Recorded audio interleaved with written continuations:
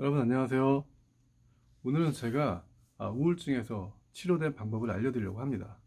저는 이 병을 20대 초반에 겪었었는데요. 이게 걸려본 사람들은 아시겠지만 정말 힘들고 치료가 잘 안 되더라고요. 그래서 그냥 뭐 세워라 내워라 그냥 포기하면서 지내왔는데 우연히 읽게 된 책과 간단한 방법들로 거의 완치가 되었습니다. 그래서 이 방법들이 필요한 분들에게 꼭 알려줘야겠다는 사명감 같은 게 있었어요. 그래서 그런 생각들을 하고 있었는데요. 그런데 제 유튜브 구독자분들을 제가 분석해 보니까 한 반 이상이 30대 어머님들이시더라고요. 이분들 중에는 분명히 아기 낳으시고 산후 우울증 때문에 고생하신 분들이 있으실 텐데요. 이 방법들을 활용하시면 정말 도움이 되실 거예요. 그리고 주변에 이 병으로 고생하시는 분들이 계시다면 이 영상을 공유해 주셔도 좋을 것 같아요. 그럼 바로 시작하겠습니다.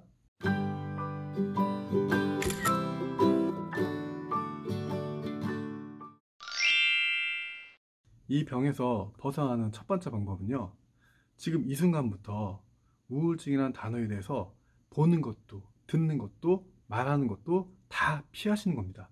저도 이제부터는 사용하지 않고 이 단어를 그냥 우땡땡이나 뭐 이 병 정도로만 표현하겠습니다. 이게 정말 중요한데요. 실제로 있었던 예화를 하나 들려드릴게요. 이건 제가 군대에 있을 때 읽었던 책에서 나온 내용인데요.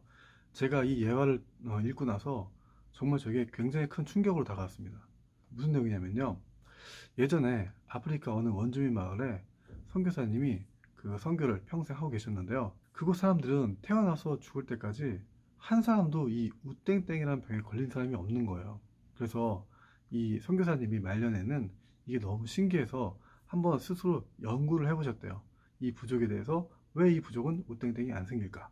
근데 연구하다가 정말 놀라운 걸 깨닫게 되신 거예요. 그게 뭐냐면요, 이 부족 안에는 우땡땡이라는 단어 자체가 없었습니다. 단어가 없으니까 병에 걸리지도 않는 거예요. 사람들은 말하고 듣는 것에 굉장히 큰 영향을 받습니다. 우땡땡 걸리는 사람들 대부분 이 단어에 대해서 보거나 듣거나 말한 적이 굉장히 많을 거라고 저는 생각을 해요. 저도 그랬으니까요.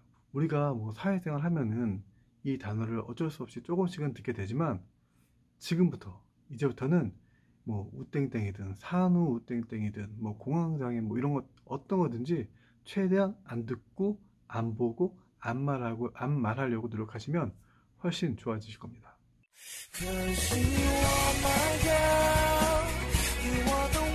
두 번째 방법은요, 만약에 이 병에 걸리셨다면 뭐 주변 사람이든 뭐 자연이든 경치든 뭐 어떤 것이든지 간에 감사하다고 하루에 100번 이상 고백하시는 겁니다. 뭐 1000번 이상 하셔도 괜찮습니다. 예전에 김세혜 작가가 알려줬는데, 이걸 고백할 때 그 개수기를 사용하셔도 좋습니다. 왜냐면 내가 몇 번 감사했는지를 알 수가 있거든요. 그리고 많이 웃으시는 거예요. 항상 웃을 일이 있어야 웃는다라는 고정관념이 있어서 많이 못 웃는 편인데요. 그렇지 않습니다. 우리가 치료를 위해서도 웃을 수가 있는 거예요. 그래서 웃긴 일이 없더라도 나는 치료 때문에 웃는 게 필요하다고 느끼시면 웃으시는 거예요. 왜 이런 게 중요하냐면, 우리 몸에는 도파민이라는 호르몬이 분비가 되는데요. 이 도파민이 웃을 때 아니면 그 기쁠 때 몸에서 분비를 합니다. 그런데 만약에 우리 몸에 도파민이 분비가 안 되면 그 우땡땡이나 아니면 산후 우땡땡, 뭐 공황땡땡 이런 병에 쉽게 걸릴 수가 있는 거예요. 그렇기 때문에 이 도파민이나 호르몬이 굉장히 중요한데요. 최근에 이 도파민이나 엔도핀 이런 것보다 4000배 강한 호르몬이 우리 몸에서 분비된다는 게 발견이 됐습니다. 바로 그게 다이돌핀이라는 건데요. 이 다이돌핀이 엔돌핀이나 도파민보다 4000배가 강하니까 얼마나 몸에 좋겠습니까? 근데 대체 이 다이돌핀은 언제 그런 분비를 하느냐? 바로 진정으로 감사할 때, 그 감동받을 때, 이럴 때 우리 몸에서 분비를 한다고 해요. 그렇기 때문에 자주 감사합니다라고 고백한 것과 자주 웃는 게 중요한 거예요. 우리가 이 병 때문에 뭐 병원도 다니고 약 처방도 받고 돈도 많이 쓰지만 결국은 아마 치료 많이 못 받으신 분이 많으실 거예요. 근데 이건 돈 한 푼 들이지 않고 그냥 살면서 쉽게 할 수 있는 방법들이잖아요. 그렇기 때문에 이 방법을 꼭 활용하시면 좋겠습니다. 외국 연구 조사에 따르면 감사합니다라고 매일 고백하는 사람과 아닌 사람의 평균 수명이 9년이나 차이가 났다고 해요. 이 감사하다고 고백한 사람들이 9년을 더 살았다고 합니다. 그리고 아이들은 평균 하루에 400번을 웃는데 그 어른들은 한 15번 정도만 웃는다고 해요. 그렇기 때문에 아이들에게는 이런 병들이 좀 덜 나타나는 게 아닌가 혼자 생각을 해보는데요. 어쨌든 간에 우리가 많이 웃거나 감사하다는 말을 통해서 우리 몸에 좋은 호르몬이 분비가 된다면 이 병에서 훨씬 빨리 치유되실 겁니다. 이게 두 번째 방법이고요. 세 번째 방법은요. 이건 정말 객관적인 증거는 없지만요. 정말 어떻게든 안 되시는 분들은 적용해 보시길 바라겠습니다. 제가 그간 신앙생활을 하다 보니 저와 같은 체험을 하신 분들이 참 많으시더라고요. 일례로 대중들이 다 아는 그 가수 임재범 씨도 저와 똑같은 경험을 했었습니다. 아마 조사해 보시면 아실 거예요. 그건 바로 성경책을 읽는 겁니다. 제가 이걸 치료받게 됐을 때는 군대에 있을 텐데요. 그때 저는 교회를 다니던 신자가 아니었습니다. 물론 초코파이 준다거나 종교생활 하라고 해서 일요일마다 교회를 가긴 했지만 그래도 믿음은 전혀 없는 그냥 교회만 다니는 사람이었어요. 근데 어느 날 내무반에 누워서 하늘을 바라보고 있는데 서랍장에 성경책이 있는 거예요. 그래서 그냥 심심해서 한번 읽어봤는데 기분이 갑자기 너무 좋아진 체험을 했습니다. 그래서 이상하더라고요. 그래서 그 기분이 안 좋을 때마다 다시 이 성경책을 조금씩 읽기 시작했는데 그때마다 계속 기분이 더 좋아지는 거예요. 이게 하나님께서 성경책을 읽을 때 우리 몸에 도파민을 분비시키는지 안 시키는지 모르겠지만 어쨌든 정말 기분이 좋아진 건 사실입니다. 그런데 제가 나중에 신앙생활 하다 보니까 저와 같은 체험을 하신 분들이 참 많더라고요. 임재범 씨도 힘들 때 그분 되게 야인 생활 하시면서 힘드셨잖아요. 그때 성경책을 읽으면서 회복이 되셨다고 하더라고요. 저도 깜짝 놀랐습니다. 어쨌든 간에 정말 이 성경책 읽는 게 정말 효과가 있더라고요.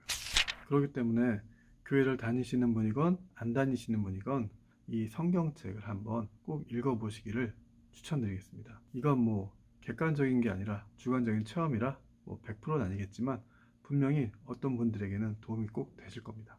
이상 세 가지 방법을 알려드렸는데요. 이 세 가지 방법을 다 사용했는데도 만약에 치료가 안 되신다면요, 제가 덧붙여 알려드리는 이 방법도 사용해 보시기를 추천드리겠습니다. 뭐냐면 신앙을 가져보시는 거예요.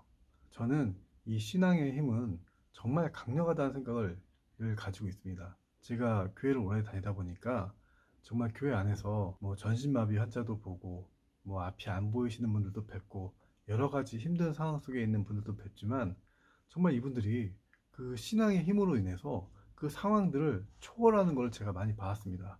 오히려 자기보다 힘든 분들에게 또 봉사하고 또 베풀고 격려해주고 이런 모습들을 많이 봤습니다.